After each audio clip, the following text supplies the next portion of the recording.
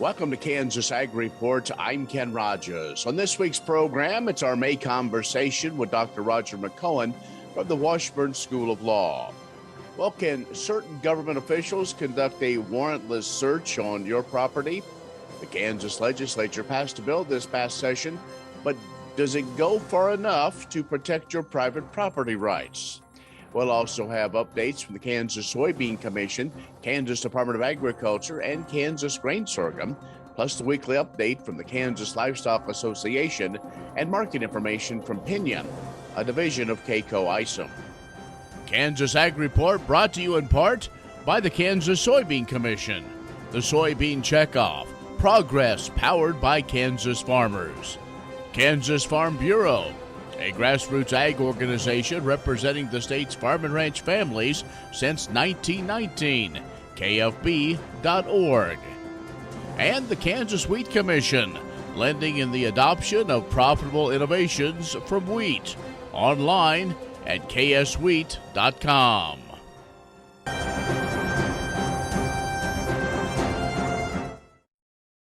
In agricultural news, the major winter wheat growing regions in the U.S. face significant possibility of below average yields. That's because drought intensified throughout the plains this spring, and the summer forecasts don't show much relief ahead.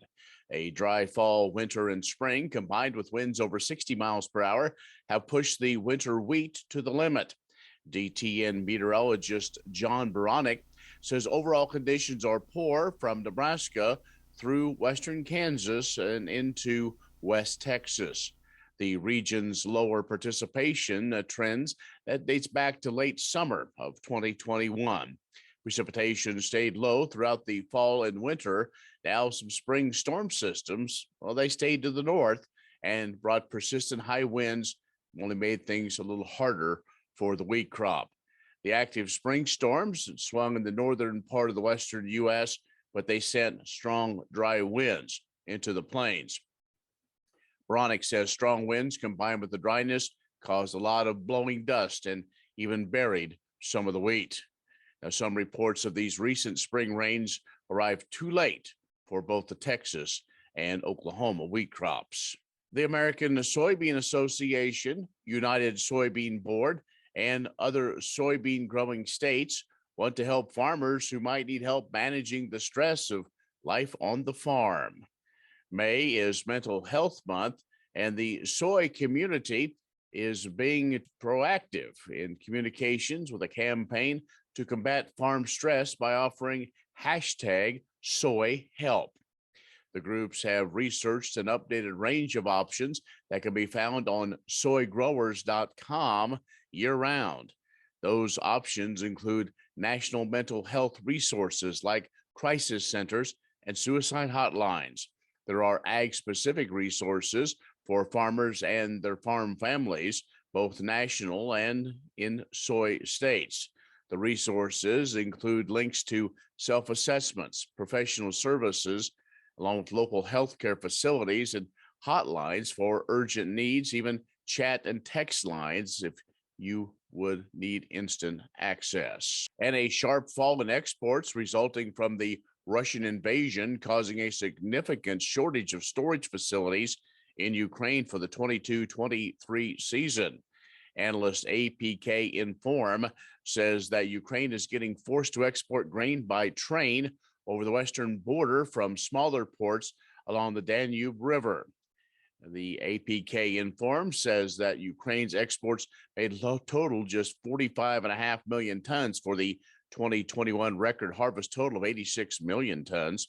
Grain and oilseed stocks at the end of the current season may also reach an all-time high of 21.3 million tons, and that volume 4.2 times higher than the previous season, and it will not allow Ukraine to release a significant share of its storage capacity for any new harvest that might come in.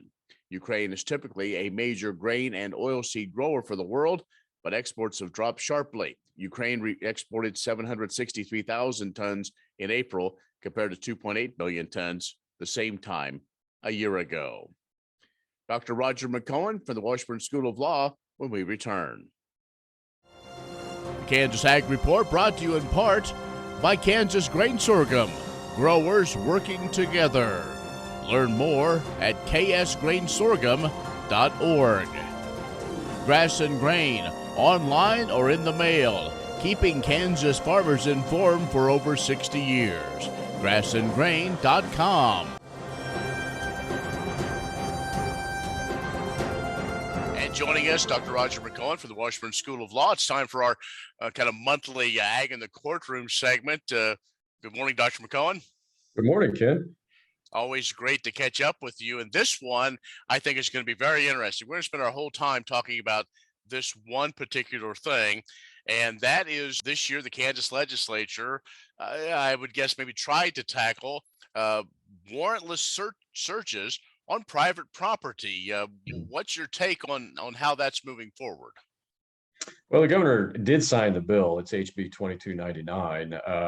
Some may have heard me speak publicly on this already because it's got a provision in there. One of the exceptions to the prevention of Kansas Department of Wildlife and Parks doing a warrantless search on farm property is that the legislature said an exception is unless it's consistent with the Constitution of the United States.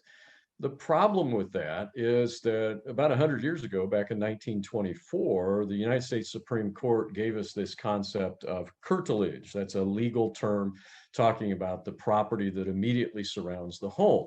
And they said that the curtilage of the home, that immediately adjoining area, is subject to the warrant requirement of the Fourth Amendment. You can't have a search of your private property where you have a privacy expectation of your person and your effects unless the government first gets a warrant. So that's important to us in the farm and ag, farm and ranch setting because, yeah, the house is protected from a warrantless search, but how much land can we include around that?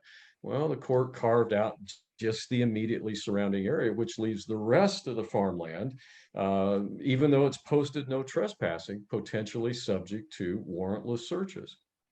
So, in a sense, did anything really get accomplished, or did the legislative intent maybe not go as where many people thought it would? Well, if this thing ever gets challenged, it may put some reticence in place by the Department of Wildlife and Parks to continue doing warrantless searches. But if they do it and then they get sued for a warrantless search and the statute is at issue, I suspect that the statute is struck down simply because there's that exception in there. If it's consistent with the Constitution, well, there's this long line of cases that says, yeah, you don't need a warrant for open fields. And the case that set everybody off in ag about 3 years ago was out of Tennessee, where that state Department of Wildlife and Parks, or whatever it's called, the counterpart of what the Kansas department would be, crossed two fences that posted no trespassing, went through two gates to get to an interior farm, and then zip tied cameras to a tree that had an antenna, a receiver on it, and a SIM card. And they took over 1,000 pictures of this fellow and his family on their farm. And then when they realized that he had the camera taken down, they stormtrooped his house with their guns drawn. And that really irritated ag. And the court said that was fine. They could do that. And so that's why we see legislatures across the country trying to address this issue. I'm just not sure the Kansas legislature has succeeded in carrying out their intent. We're talking with Dr. Roger McEowen from the Washburn School of Law. We're going to take a break, come back, and talk more about the situation that happened in Tennessee and moving forward. We'll do that in just a moment.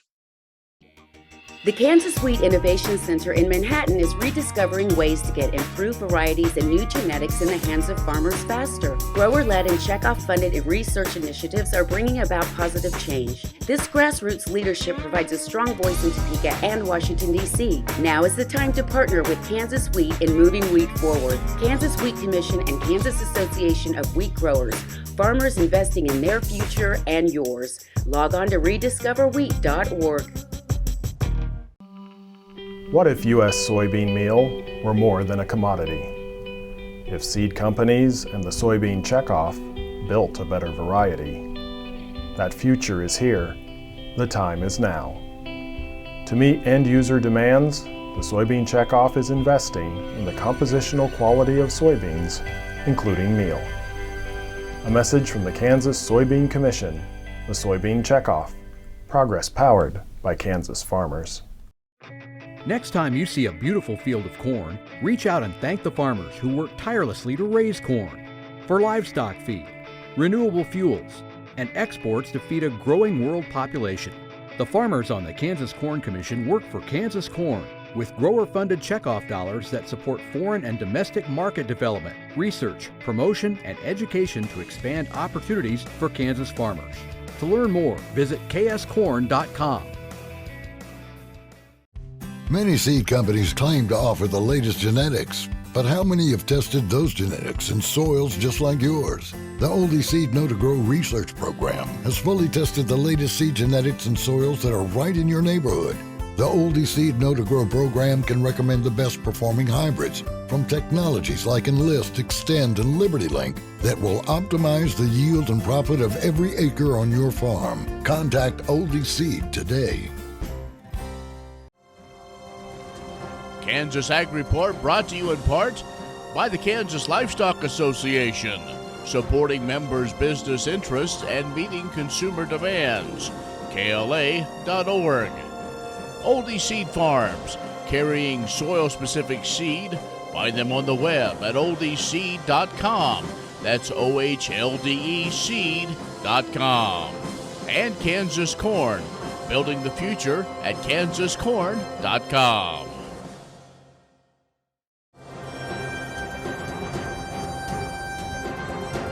And joining us, Dr. Roger McEowen from the Washburn School of Law, and we were talking about warrantless searches. How far can you go on private property? We've talked about what went on during this Kansas legislative session, and what prompted it, in a sense, was a case in Tennessee in a situation. So I guess, Dr. McEowen, where do we go from here, not only in Kansas, but looking at a broader picture? Does this need to go through more of a court process? Does it need to be challenged? How ultimately can we continue to protect private property rights? Well, I think the best thing to do, Ken, is for the legislature to go back and fix the statute. And I've written on this. I have a blog article out on this. If we just look at the statutory language, let me quote the language. It bars any employee of the Kansas Department of Wildlife and Parks, and it's specific to that agency, from conducting unauthorized surveillance, and that is defined in the statute, on private property without a warrant, court order, or subpoena. Okay, fine. The legislation didn't stop there. The language didn't stop there.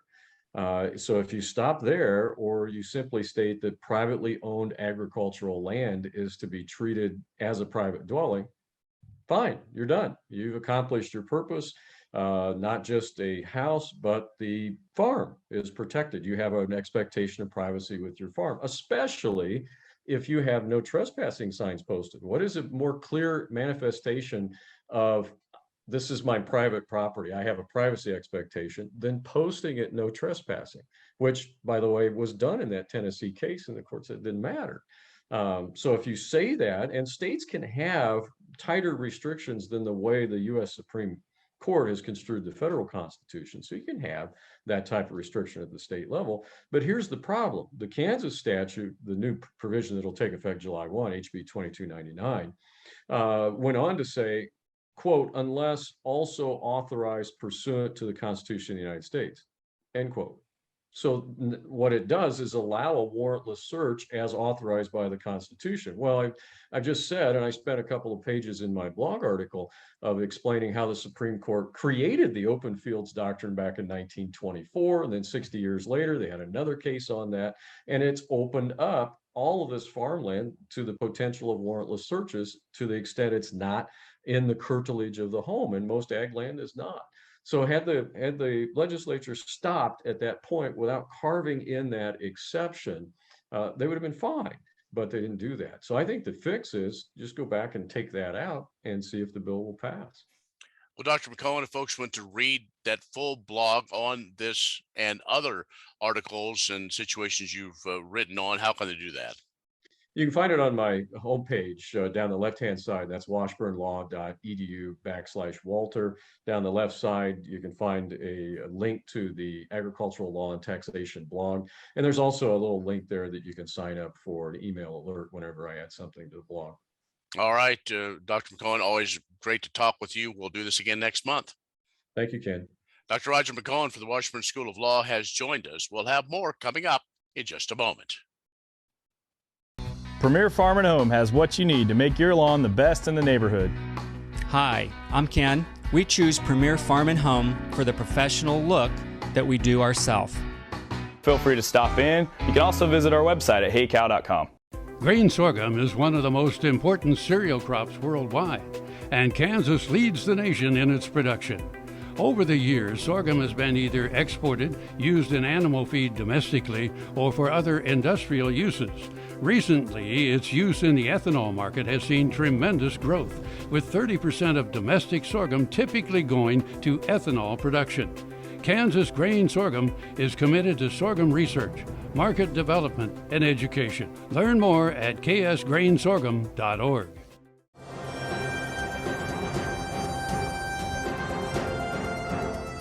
Sometimes the struggle farmers feel is deeper than persistently poor weather or machinery that's always in the shop.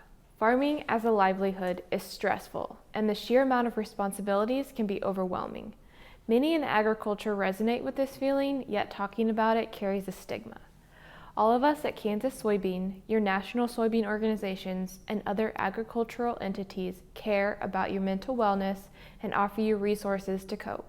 As part of Mental Health Month this May, the American Soybean Association and United Soybean Board are running their #SoyHelp campaign to make stress management tools just a web click or social search away.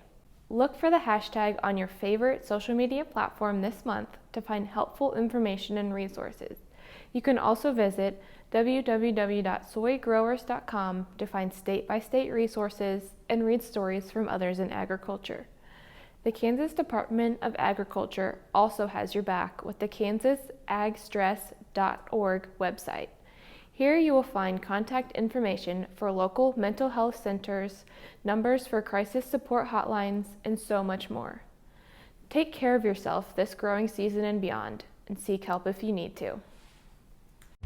Many seed companies claim to offer the latest genetics, but how many have tested those genetics in soils just like yours? The Oldie Seed Know to Grow research program has fully tested the latest seed genetics in soils that are right in your neighborhood. The Oldie Seed Know to Grow program can recommend the best performing hybrids from technologies like Enlist, Extend, and Liberty Link that will optimize the yield and profit of every acre on your farm. Contact Oldie Seed today.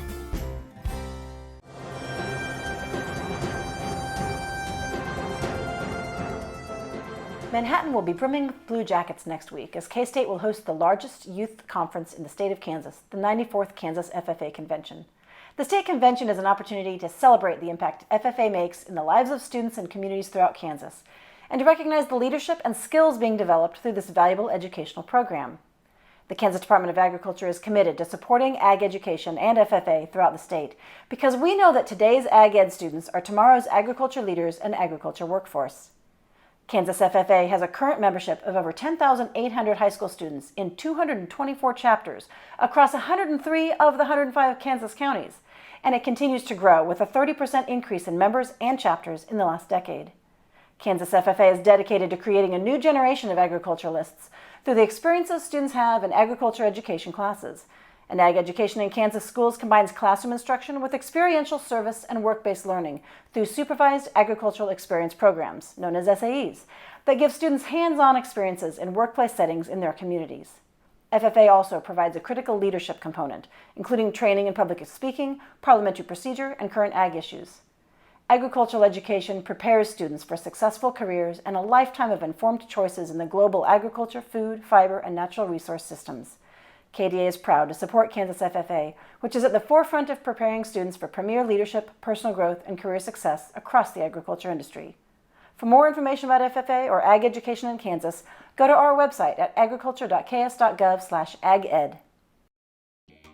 The Kansas Wheat Innovation Center in Manhattan is rediscovering ways to get improved varieties and new genetics in the hands of farmers faster. Grower-led and checkoff-funded research initiatives are bringing about positive change. This grassroots leadership provides a strong voice in Topeka and Washington, D.C. Now is the time to partner with Kansas Wheat in moving wheat forward. Kansas Wheat Commission and Kansas Association of Wheat Growers. Farmers investing in their future and yours. Log on to rediscoverwheat.org. My name is Melissa Hildebrand Reed, and I'm Operations Manager of Hildebrand Farms Dairy. And today I want to touch a little bit about sustainability. And I'm coming to you here in our pasture. These are my milking girls. We allow them to go out to pasture and to take a break from the building if they so need to. I will say that we caught them on a good day. So when it's nice, sunny, and the weather is perfect like it is today, you're gonna catch them out here taking a break in the sun, soaking up the vitamin D that they can push through in that milk. But we also have great facilities, and those facilities are huge because just like trying to get kids out on a really hot or cold day, they like to be indoors. They like their sand for bedding. They have individual beds. They also like their feed bunk that's plentiful of feed 24/7, as well as continuous water source. So for us, when we think of sustainability, we think of three parts, and that's environmental, creating our farm to last for the future, and also our girls and making sure that they're healthy and well. And a big part of that, being on a dairy farm, is making sure that we stick to a strict schedule with milking, and that we also make sure and take care of their needs, because as a milking cow, they are very much athletes in their own right, and they need great feed, great water source, and they have to be milked twice a day. So as we think to the future and we're constantly thinking about how we can grow as a farm, it's with them in mind and very much with a focus on taking care of the cows. I have a great team of employees that help make that happen, and I think they're pretty happy as a result. To learn more about sustainability on the farm, visit KansasLivingMagazine.com. Grain sorghum is one of the most important cereal crops worldwide, and Kansas leads the nation in its production. Over the years, sorghum has been either exported, used in animal feed domestically, or for other industrial uses. Recently, its use in the ethanol market has seen tremendous growth, with 30% of domestic sorghum typically going to ethanol production. Kansas Grain Sorghum is committed to sorghum research, market development, and education. Learn more at ksgrainsorghum.org. As the weather warms, people fire up their grills and reach for mouth-watering steaks and real beef burgers. In doing so, they are supporting a beef community that positively contributes to the environmental, economic, and nutritional well-being of Kansas. Recognizing the substantial importance of this community to the state, Governor Laura Kelly has declared May as Beef Month. Throughout the month, KLA and the Kansas Beef Council will be making Kansas residents aware of the hard work producers put in each day to provide high-quality beef to consumers within the state and around the world.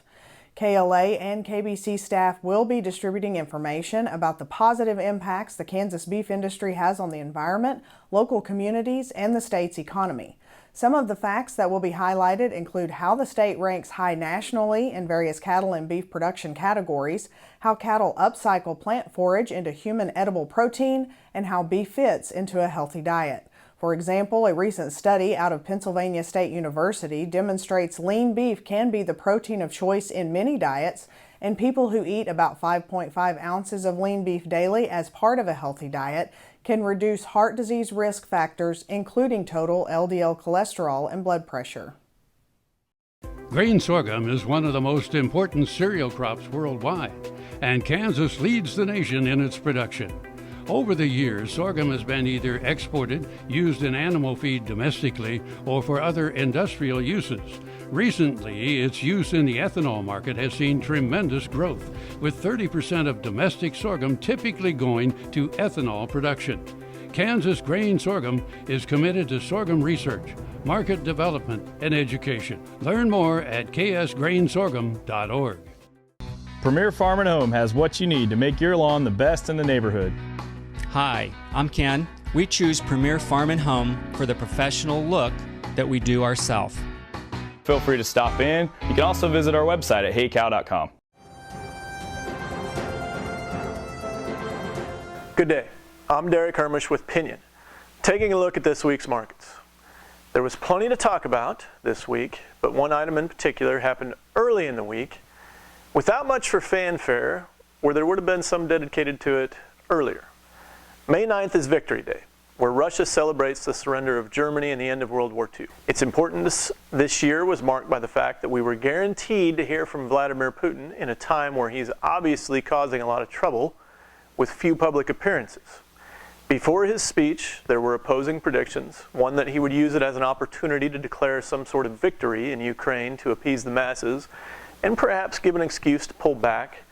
The other prediction was that he would go more scorched earth and claim more reinforcements and more aggressive tactics would be utilized going forward to defeat the enemy at the gates.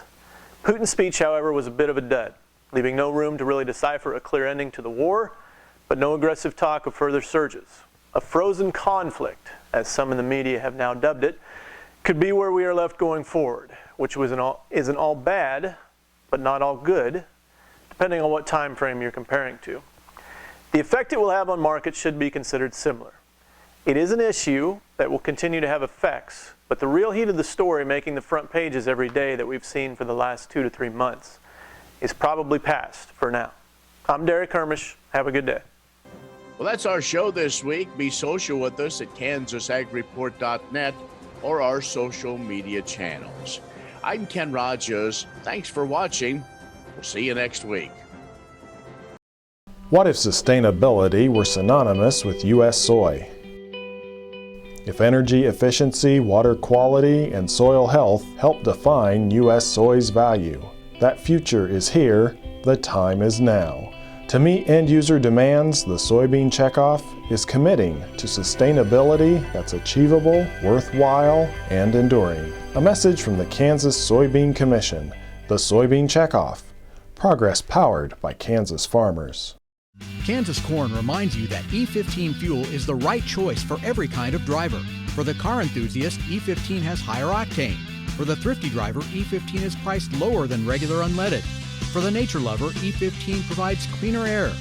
For the shopper who buys local, E15 has more ethanol from our Kansas corn farms.